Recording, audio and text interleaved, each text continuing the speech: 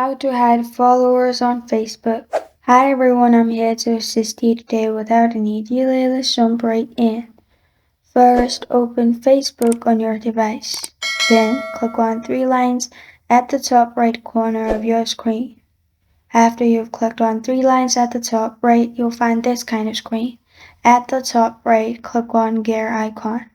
After you've clicked on the gear icon, you'll find this kind of screen.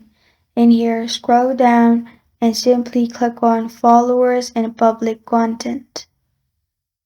In here, you'll find who can see your followers on your timeline at the top. Click on it, which is also the first option.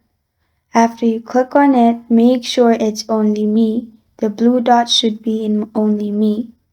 After that, at the bottom, click on Save and you're good to go.